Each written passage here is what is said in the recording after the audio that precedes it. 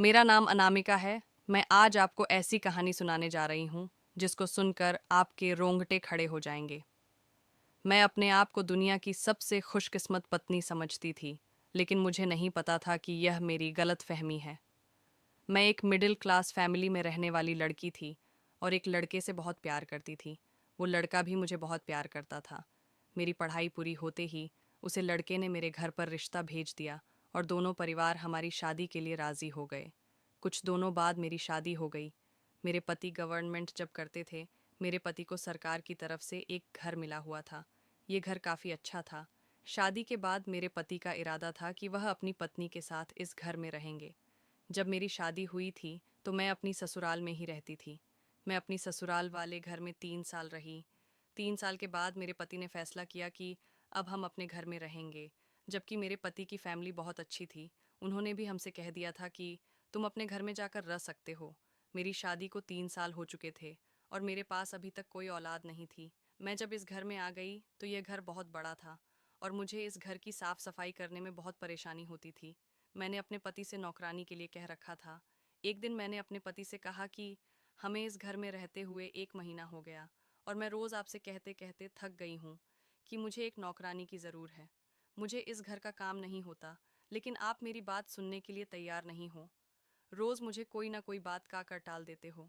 इतने बड़े घर का काम मुझे नहीं होता और ऊपर से मैं इस पूरे घर में अकेली रहती हूँ। आप तो सुबह को निकलते हो और रात को ही घर में घुसते हो। सारा दिन मैं घर में अकेली फिरती रहती हूँ और मैंने अपने पति को धमकी, अगर तुमने नौकरानी का इंतज़ाम नहीं किया तो मैं यहाँ से चली जाऊँगी। मैंने कभी अपने मायके में इतना काम नहीं किया था, क्योंकि मेरी माँ ने कभी भी मुझे घर के कामकाज नहीं करवाए थे और ससुराल वाले घर में तो मेरे साथ ही मेरे सारे काम किया करती थी। अब मैं इस घर में आई थी तो मैं घर के काम कर कर के थक गई थी। सारा दिन मैं घर में काम करती रहती थी। मुझे 1 मिनट को भी फुर्सत नहीं मिलती थी कि मैं आराम कर सुकून। मेरे पति का नाम राजेश था। राजेश मुझे कहने लगे, अनामिका तुम्हें परेशान होने की कोई ज़रूरत नहीं। मैंने गांव से एक लड़की का इंतज़ाम करवा लिया है। 1 हफ्ते बाद वो लड़की आ जाएगी। लेकिन तुमसे तो सब्र ही नहीं हो रहा। फुल टाइम नौकरानी बहुत मुश्किल से मिलती है और जैसे ही वो लड़की यहाँ आ जाएगी तुम्हारी सारी परेशानियाँ दूर हो जाएंगी। तुम परेशान मत हो राजेश। मुझे रोज़ यही बात समझाकर टाल दिया करते थे। कुछ दिन बाद राजेश घर आए तो मैंने देखा कि उनके साथ एक 18 साल की लड़की थी। उसे लड़की को देखकर मुझे बहुत ज़्यादा गुस्सा आ रहा था, क्योंकि वो लड़की मेरे पति के पास ही खड़ी थी। मैं राजेश को गुस्से से देखने लगी। इतनी देर मैं कुछ का पाती, तभी राजेश समझ गए थे कि मैं उनको गुस्से में देख रही हूँ। राजेश ने मुझे उसे लड़की से मिलवाया और कहने लगे कि ये कविता है और आज से यह हमारे घर के सारे काम किया करेगी और तुम्हें परेशान होने की कोई ज़रूर नहीं। इसे घर के सारे काम समझा देना। मैंने सोचा है कि घर के बेसमेंट में जो कैमरा है वो इसको दे दिया जाए, ताकि अपना सामान वहाँ रख लगी और वहीं पर रह लगी। अभी तुम्हारे साथ पूरा दिन घर में रहा करेगी।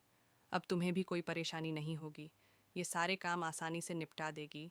तो मैं इसको इसके कमरे में ले जाऊं और इसका सामान वहाँ पर रखवा दो। आखिर हम दोनों हस्बैंड वाइफ को भी तो प्राइवेसी चाहिए ना। राजेश मुस्कुराते हुए मेरी तरफ देखकर यह बातें करने लगे। राजेश की बात सुनकर मैं अपने आप को बहुत खुशनसीब पत्नी समझ रही थी। आखिर मेरे पति मेरा बहुत ख्याल रखते थे और मुझे बहुत मजाक भी करते थे। मैंने राजेश से कहा, जी मैं इनको सारा घर दिखा देती हूँ और काम भी समझा देती हूँ। मैंने कविता से कहा कि चलो कविता, मैं तुम्हें कमरे में ले चलती हूँ। कविता ने मुझे कहा कि मालकिन, और मैं उसका कैमरा दिखाने ले गई। मैं कविता से रहने लगी, कविता तुम इस कमरे में अपना सामान रख दो और उसके बाद हम दोनों के लिए एक अच्छे से चाय बनाकर लेकर आ जाओ। उसके बाद मैं अपने कमरे में गई तो मैंने राजेश से कहा, राजेश आज मैं बहुत खुश हूँ और अपने आप को बहुत हल्का फील कर रही हूँ। अगर सही ना घर में नहीं आई तो मैं तो इस घर में काम करते करते ही इस दुनिया से चल बसती। मेरी ये बात सुनते ही राजेश हंसने लगे और कहने लगे, अच्छी बात है ना, तुम्हारे इस दुनिया से जाते ही मुझे दूसरे शादी करने का मौका मिल जाएगा। वैसे भी तुम्हारे जीते जी तो ये सब कुछ नामुमकिन है। दूसरी शादी के बड़े में सोचकर ही मेरा दिल तो टूट जाता है। राजेश की बातें सुनकर मुझे उन पर बहुत गुस्सा आने लगा। मेरे गुस्से भारी निगाह देखते ही राजेश खामोश हो गए। मैंने राजेश से कहा, मर्द होते ही बेवफा है, पहले पत्नी के मरने का इंतज़ार करते हैं। चाहे उनकी पत्नी उनके लिए कुछ भी कर ले, लेकिन उनके दिल में तो हमेशा दूसरे शादी करने की चाहत जगती रहती है। मर्दों को इज्जत नहीं होती। मैंने राजेश को अच्छी खासी बातें सुना दी थीं, क्योंकि यह पहले बार नहीं था। राजेश ऐसे ही मुझे छेड़छाड़ करके मजाक करते रहते थे। राजेश को आदत थी मुझे छेड़ने की और मुझे चिढ़ाने की। उनको बहुत अच्छा लगता था जब मैं उनकी ऐसी बातों पर गुस्सा किया करती थी। राजेश ने मुझे कहा कि तुम तो बेवजह ही गुस्सा करती हो। तुम जानती हो कि इस घर में तुम्हारे अलावा मेरे पास कोई नहीं है जिससे मैं मजाक कर सकता हूँ। और शायद तुम ये नहीं जानती कि मैं तुमसे कितनी मोहब्बत करता हूँ। तुम्हारे अलावा किसी की तरफ नज़र उठाकर भी नहीं देख सकता। फिर भी तुम इस तरह की बातें कर रही हो। मर्द बेवफा नहीं होते, बल्कि औरतें उन पर शक करके उनको बेवफा बना देती हैं। और तो उसकी दूसरी शादी के पीछे पहले पत्नी का ही हाथ होता है। राजेश की बातें सुनकर मैं राजेश को घूरने लगी। तब भी राजेश हंसने लगी और कहने लगे, अच्छा पागल, मैं तुमसे बहुत प्यार करता हूँ।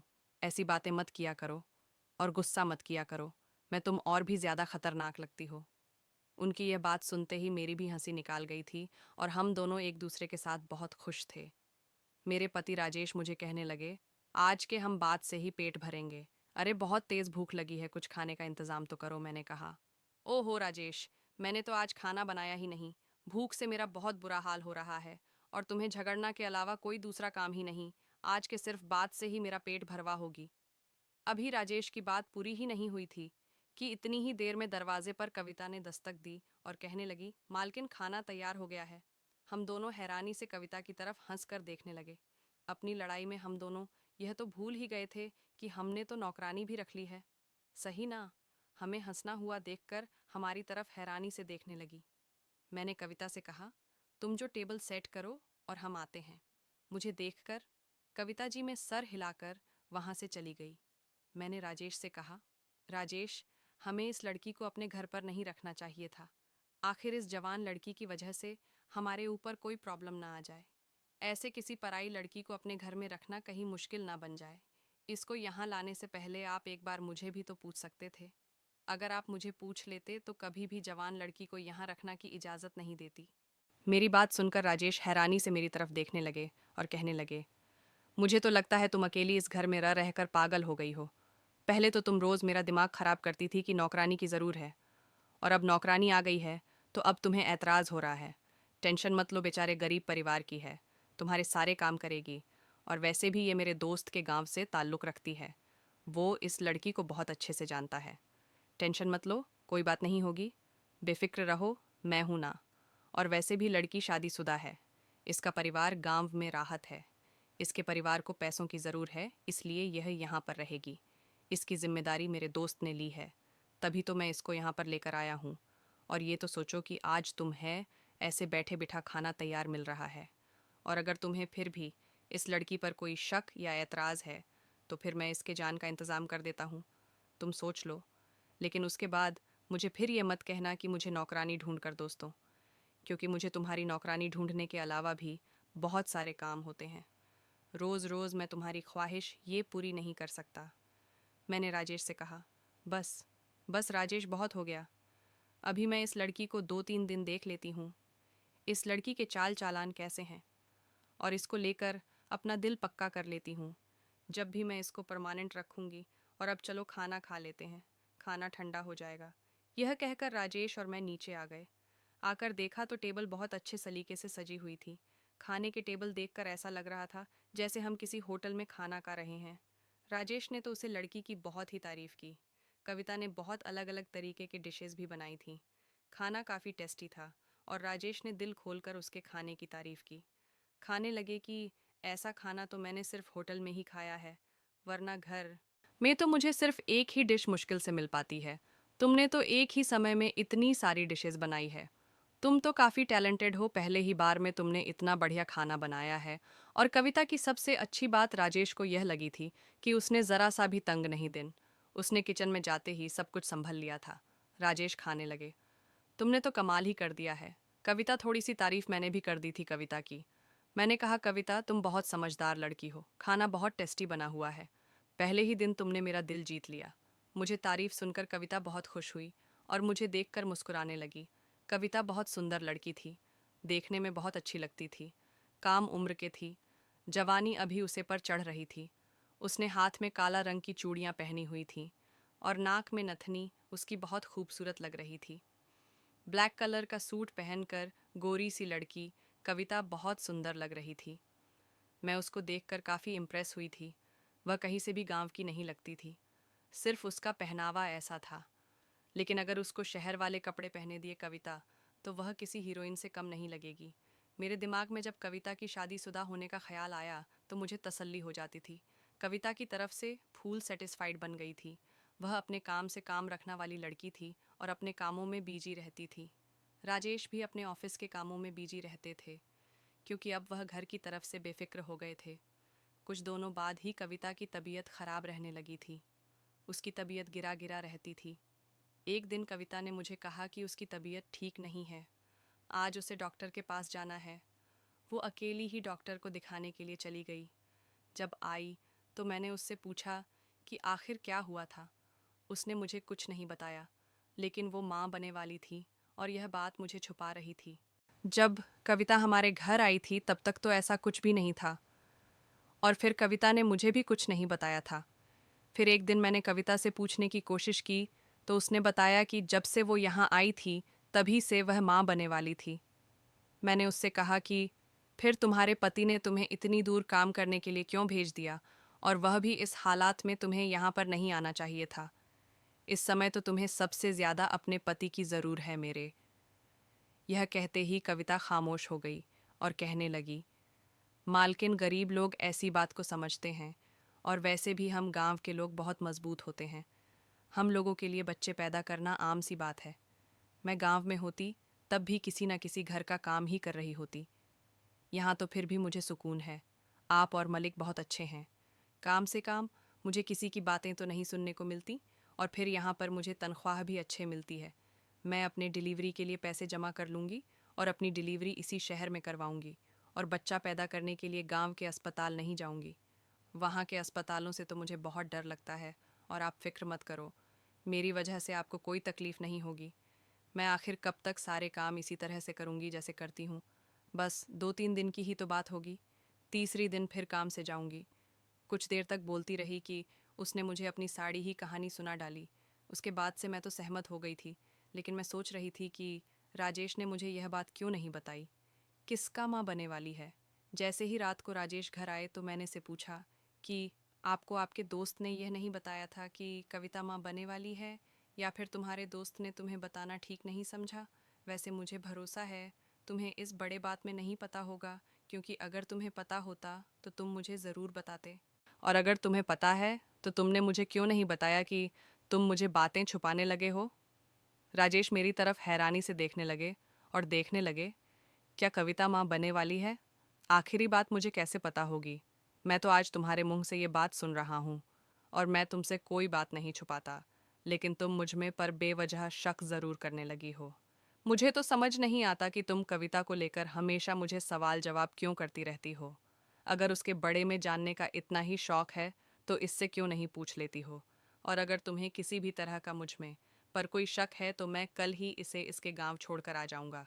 फिर खुद ही अपनी पसंद की नौकरानी ढूंढ लेना। राजेश मुझ में पर गुस्सा करने लगे, और वह मेरे सवालों से बहुत डेमी गए थे। एक तो वो रात को ऑफिस से थके हरे घर आते थे। बताते हैं मैं उनसे कोई बात पूछकर बैठ जाती थी। वो मुझे कई बार समझा चुके थे कि तुम कविता के बारे में ज़्यादा मत सोचा करो, वो अच्छी लड़की है। लेकिन पता नहीं क्यों मुझे अपने पति पर शक होने लगा था। ऐसा लगता था जैसे मुझे उन पर शक करने की आदत सी हो गई है। उनका कहना था कि तुम्हें कुछ भी समझना बेकार सी बात है, क्योंकि कोई भी बात तुम्हारी समझ में नहीं आई और तुम सीधी बात का गलत मतलब निकाल लेती हो।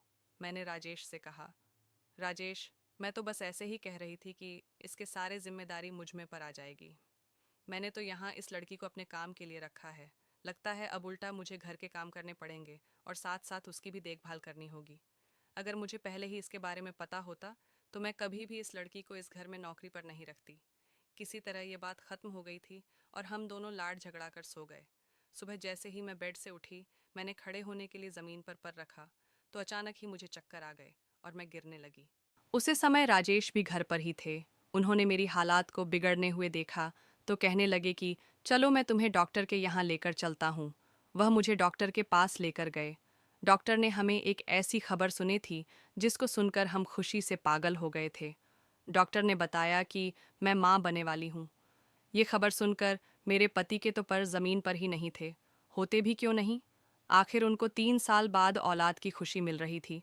शादी के बाद मैंने काफ़ी इलाज करवाए थे, लेकिन मुझे किसी भी डॉक्टर की दवाई से कोई फ़र्क नहीं होता था।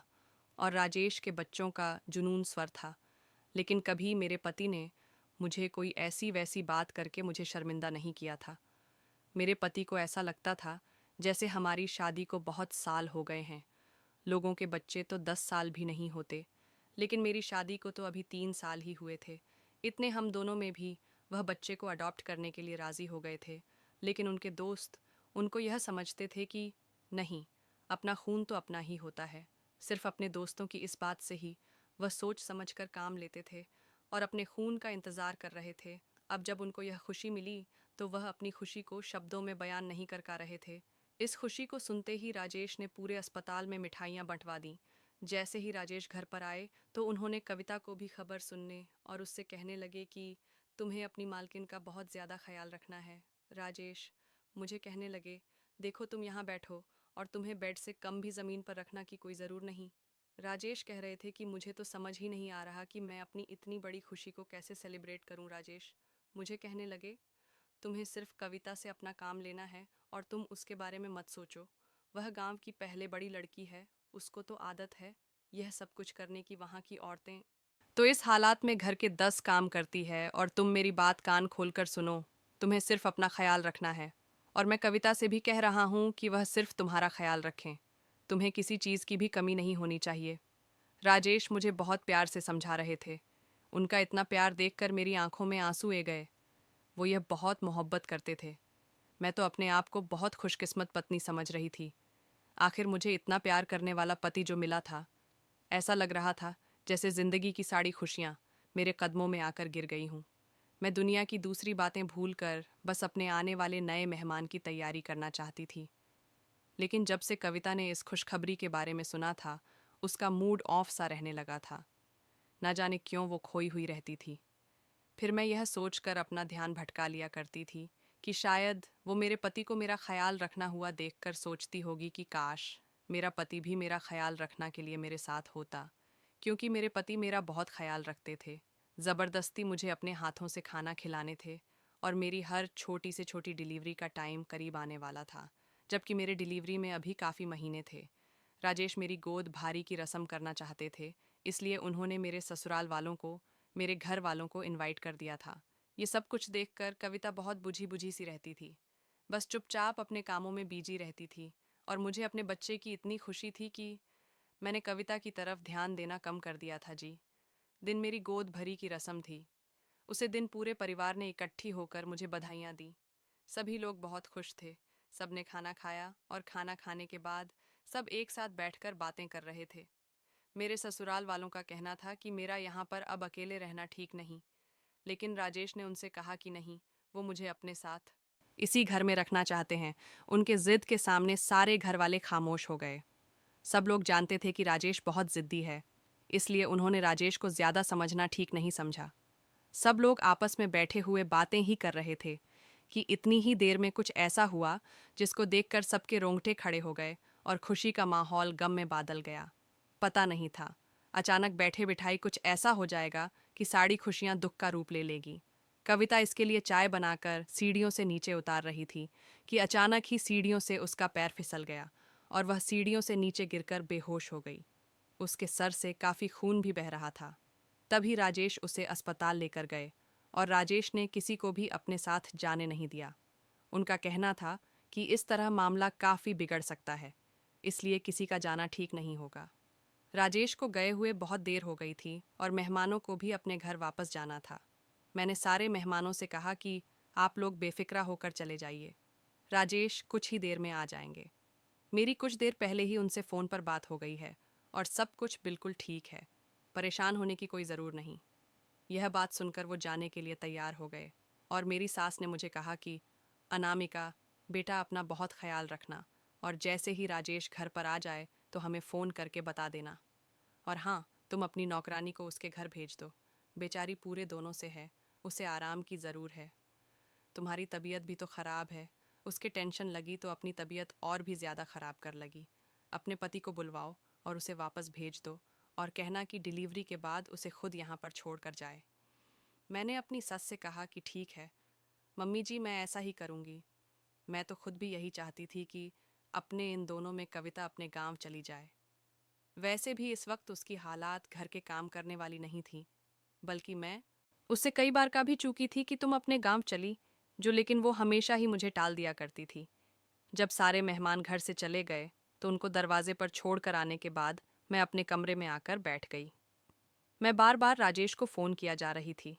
जैसे जैसे वक्त गुजरा जा रहा था, मेरी परेशानी और भी ज़्यादा बढ़नी जा रही थी। रात के 3 बज गए थे और उन्हें गए हुए 5 घंटे हो चुके थे। मैं हर थोड़ी देर के बाद राजेश को फ़ोन करने की कोशिश कर रही थी, लेकिन उनका फ़ोन स्विच ऑफ आ रहा था और मुझे राजेश का इंतज़ार करते करते नींद आ गई। जैसे ही मेरी आंख खुली तो मैं डर गई, ये देख कर के राजेश मेरे सामने खड़े हुए थे। मैंने राजेश से कहा कि क्या हुआ, तुमने इतनी क्यों लगा दी घर आने में? और कविता कहाँ है? कविता ठीक तो है ना?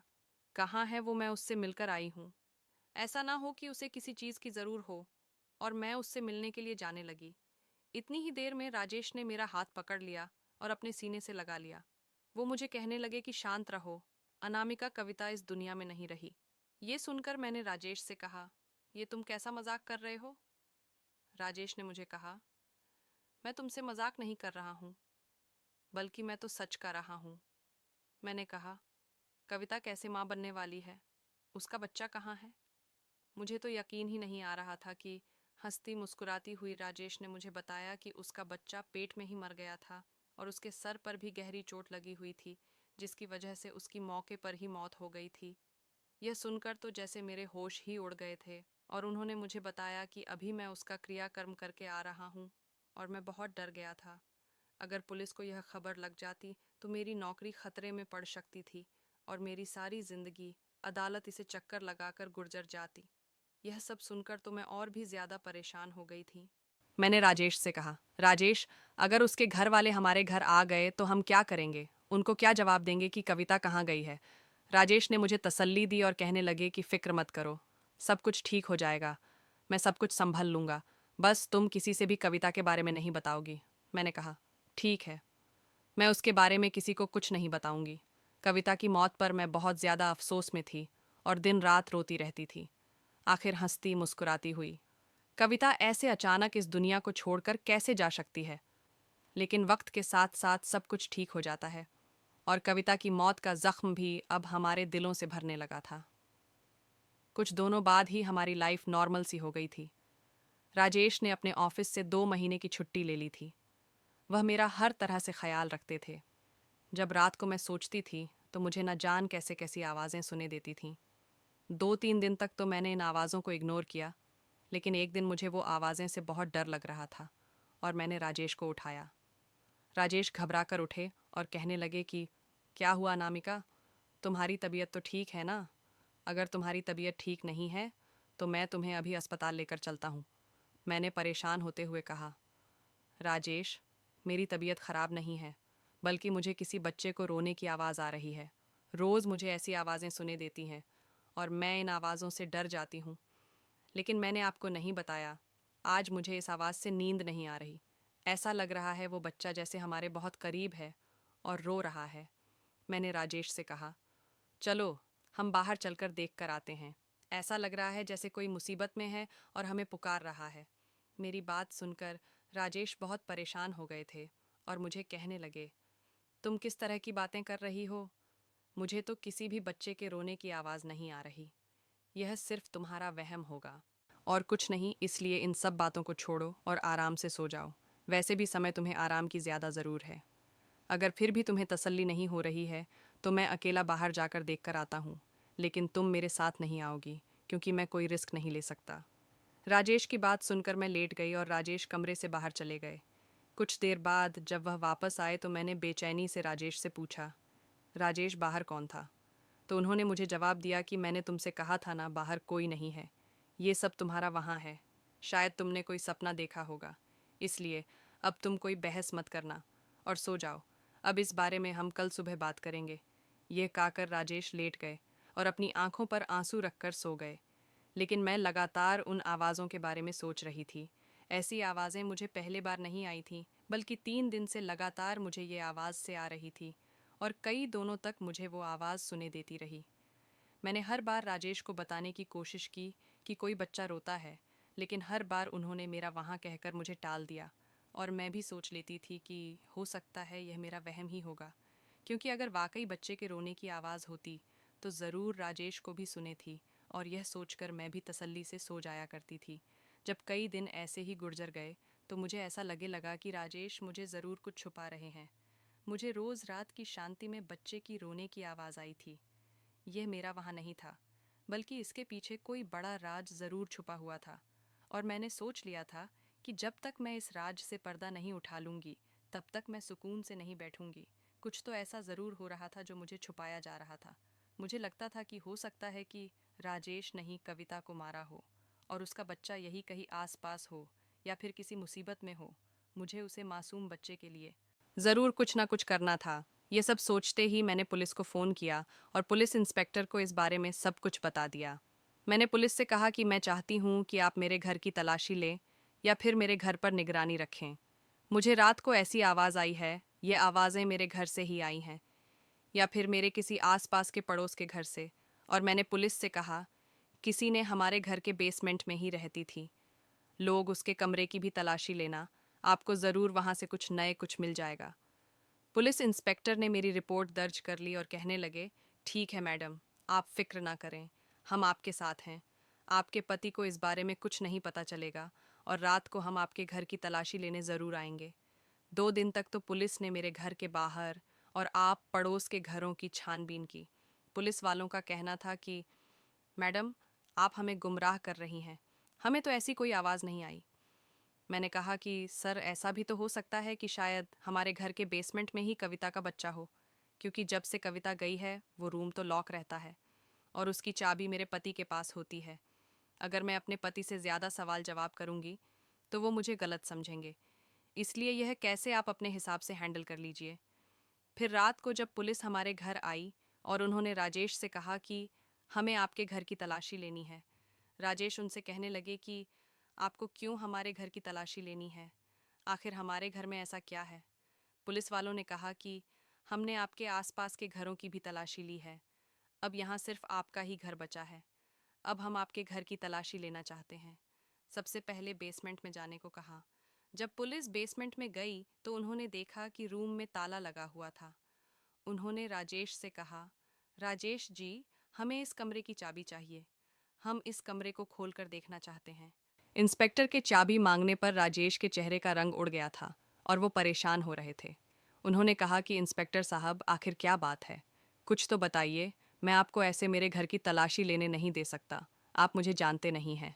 मैं कौन हूँ? पुलिस इंस्पेक्टर ने कहा, आप कोई भी हूँ, हमें इससे कोई मतलब नहीं। अगर आप हमें चाबी नहीं देंगे तो हम इस दरवाजे को तोड़ भी सकते हैं। आप हमें धमकी में लेने की कोशिश मत करिए। हम तो बस यही जानना चाहते हैं कि आखिर इस घर में कौन सी खिचड़ी पक रही है। आप पड़ोस के लोगों की शिकायत है, क्या आपके घर से किसी बच्चे के रोने की आवाज़ आई है, जबकि आपके घर में तो कोई बच्चा भी नहीं है, और यह आवाज़ सिर्फ रात को ही क्यों आई है? राजेश कहने लगे, आप कैसी बातें कर रहे हैं इंस्पेक्टर, बच्चों के रोने की आवाज़ तो किसी के भी घर से आ सकती है। पड़ोस में बहुत सारे लोग हैं जिनके छोटे छोटे बच्चे हैं, लेकिन आपको हमारे घर पर ही क्यों शक है? हमारे घर में तो कोई बच्चा भी नहीं। इंस्पेक्टर ने कहा, जी, इसीलिए तो हम आपके घर की तलाशी करना चाहते हैं। आखिर आपने इस कमरे में ताला क्यों लगाया हुआ है? आप इस ताले को जल्दी से खोलिए, वरना हम दरवाज़ा तोड़ देंगे। राजेश ने दरवाज़ा नहीं खोल तो पुलिस वालों ने ही दरवाजे को तोड़ दिया। ताला खुलती ही सब लोग कमरे में चले गए। ये देखते ही सब के सब हैरान रह गए कि एक छोटे से बच्चे के साथ उसे कमरे में कविता भी मौजूद थी। यानी कविता को हम मारा हुआ समझ रहे थे, वह हमारी आंखों के सामने जिंदा थी। मतलब जी, बच्चे के रोने की आवाज़ से मुझे सुने देती थी। ये मेरा कोई वहम नहीं था। मैंने आगे बढ़कर देखा तो कविता की गोद में एक बहुत प्यारी सी बच्ची थी जो देखने में राजेश की तरह लग रही थी। पुलिस को देखकर कविता बहुत डर गई थी और कहने लगी कि मैंने कुछ नहीं किया, जो कुछ भी हुआ है। ये सब कुछ मलिक की वजह से हुआ है। मैं तो बस उनके हुक्म के गुलाम थी, इसलिए जो कुछ भी वह मुझे कहते थे, मैं वही सब कुछ किया करती थी। पुलिस वालों ने उससे कोई सवाल नहीं किया था, लेकिन फिर भी वह जवाब दिए जा रही थी। कविता कहने लगी, मैं आप सब लोगों से हाथ जोड़कर माफ़ी मांगती हूँ। मुझे माफ़ कर दीजिए। भगवान के लिए मुझे और मेरी बेटी को जाने दीजिए। इसमें मेरा कोई कसूर नहीं। मैं तो खुद यहाँ इतने दिनों से कैदी बनकर रह रही हूँ। यह कहकर कविता फूट फूट कर रोने लगी। मैंने आगे बढ़कर कविता को गले लगाया और खामोश करवाने की कोशिश करने लगी। मुझे कविता का रोना नहीं देखा जा रहा था। पुलिस ने राजेश से कहा कि राजेश जी, अब आप सब कुछ यही बताएंगे या फिर हम आपको ठाणे लेकर चले। इस बात से राजेश बहुत डरने लगे और डरने लगे। मैंने किसी के साथ भी कुछ गलत नहीं किया है। मैं क्या करता? मेरे हालात ऐसे हो गए थे कि मुझे यह सब कुछ करना पड़ा। और आप कविता से पूछ सकते हैं, मैंने उसे ज़बरदस्ती शादी नहीं की और ना ही मैंने उसके साथ कोई ज़बरदस्ती की थी या खुद अपनी मर्ज़ी से मुझे शादी करके यहाँ आई थी। हाँ, यह बात सच है कि यह मेरी पत्नी है और इसकी गोद में जो बच्चा है वह भी मेरा ही है। राजेश की बात सुनकर कविता ने शर्म से आंखें नीचे झुका लीं और हैरान होकर दोनों के चेहरे देख रही थी। मुझे अपने आप पर बहुत अफसोस हो रहा था कि मैं इतने कविता से इन दोनों के हाथों बेवकूफ़ बन रही थी। राजेश ने बताया कि उन्हें बच्चों की बहुत ख्वाहिश थी, जबकि अनामिका और मेरी शादी को 3 साल हो गए थे। अनामिका से अभी तक मेरा कोई बच्चा नहीं था। मैंने अनामिका को बहुत सारे डॉक्टर के भी दिखाए था। डॉक्टर सिर्फ मुझे तसल्ली देते हुए कहते थे कि हो जाएगा। अभी आपकी शादी को इतना समय नहीं हुआ, आप परेशान मत हो। मैंने अनामिका से कई बार कहा भी था कि हम किसी बच्चे को गोद ले लेते हैं, लेकिन अनामिका ने मुझे कभी बच्चों को गोद लेने नहीं दिया। फिर एक दिन जब मैं अपने दोस्त के साथ गांव गया, तो गांव में मुझे कविता दिखाई दी। मैंने देखा किसी ने वहां पर बहुत बेरोजगारी की जिंदगी गुजर रही थी। जब किसी ने वहां पर भी लोगों के घरों में काम किया करती थी, मुझे अच्छी नहीं लगी। मैंने सोचा कि मैं कविता से बात करता हूँ, अगर वह मुझे शादी कर ले और बच्चा पैदा करके मुझे दे दे तो मैं उसकी लाइफ बना सकता हूँ। और मुझे यह भी पता था कि अनामिका को जब इस बारे में पता चलेगा तो अनामिका कभी भी मुझे दूसरी शादी करने की इजाज़त नहीं देगी। इसीलिए मैंने छुप कर कविता से शादी कर ली और उसे पैसों का लालच दिया। इसीलिए मैं शादी करके कविता को नौकरानी बनाकर अपने घर ले आया और इसी तरह वो हमारे घर में रहने लगी और घर के सारे कामकाज संभालने लगी। इसी दौरान मैं भी उससे रात के अंधेरे में मिलने जाता था। कुछ दोनों बाद पता चला कि कविता प्रेग्नेंट है, लेकिन सीन से शादी करना मेरे लिए जल्दबाजी साबित हुई। कविता के प्रेग्नेंट होने के कुछ कविता बाद ही मुझे अनामिका ने भी खबर सुना दी कि अनामिका भी प्रेग्नेंट है।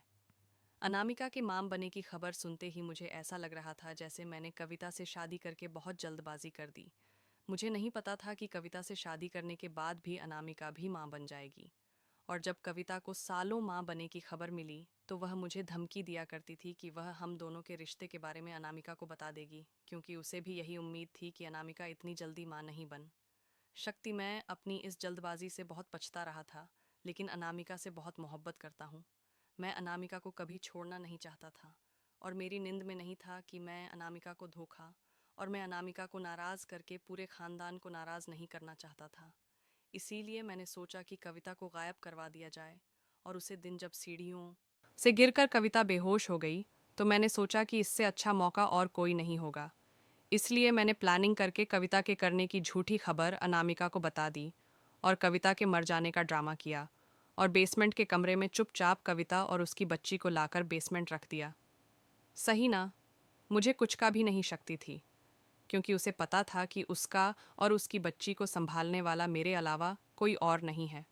राजेश के मुंह से ये सारी सच्चाई सुनकर मुझे राजेश से नफरत होने लगी थी। पुलिस ने धोखाधड़ी देने में राजेश को गिरफ्तार करना चाहा, लेकिन मैंने और कविता ने इस केस को वापस ले लिया था। इसलिए मजबूरन पुलिस को वापस खाली हाथ जाना पड़ा। पुलिस के जाने के बाद कविता मेरे आगे हाथ जोड़कर खड़ी हो गई और कहने लगी, मालकिन, मुझे माफ़ कर दीजिए। मैंने आपके साथ बहुत बुरा किया, लेकिन मैं भी क्या करती। मैं मजबूर थी और अपने गरीबी भारी जिंदगी से तंग आ गई थी। इसीलिए मलिक की बातों में आकर इनके साथ चली आई। मेरे परिवार में खाने के लाले पड़े हुए थे। मुझे पैसों की बहुत ज़रूरत थी और मलिक को भी अपने बच्चे की ज़रूरत थी। इसीलिए मैंने अपने गरीबी भारी जिंदगी से छुटकारा पाने के लिए मलिक से शादी कर ली। आप फिक्र मत करिए, आप पति पत्नी एक दूसरे के साथ खुश रहिए। मैं आप दोनों की ज़िंदगी से जा रही हूँ, क्योंकि मुझ में हिम्मत नहीं है कि मैं यहाँ रहकर आपका सामना करूं। कविता अपनी बच्ची को लेकर जाने लगी। मैंने राजेश की तरफ देखा तो राजेश के चेहरे के एक्सप्रेशन से ऐसा लग रहा था कि वह चाहते हैं कविता ना हमारे घर से चली जाए। तभी मैंने कविता का हाथ पकड़ा और कहने लगी, कविता तुम यहाँ से कहीं नहीं जोगी, तुम यही मेरे साथ इस घर में रहोगी। तुम तो मासूम हो, सज़ा उसे मिलनी चाहिए जिसने ये सब कुछ किया है। मेरी तरफ देखकर राजेश शर्मिंदा होने लगे। आखिर राजेश ने हम दोनों के साथ बहुत गलत किया था। राजेश मेरे सामने खड़े होकर हाथ जोड़कर मुझे माफ़ी मांगने लगे। मैंने राजेश की कोई बात नहीं सुनी और कविता का हाथ पकड़कर उसे अपने कमरे में ले गई।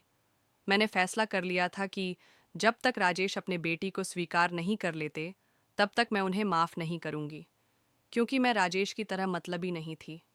मैं चाहती तो इस समय कविता को घर से बाहर निकाल सकती थी, लेकिन मैं उसे बेकर के साथ नाइंसाफ़ी नहीं कर सकती थी और उन दोनों माँ बेटी के सर से छत नहीं छीनना चाहती थी।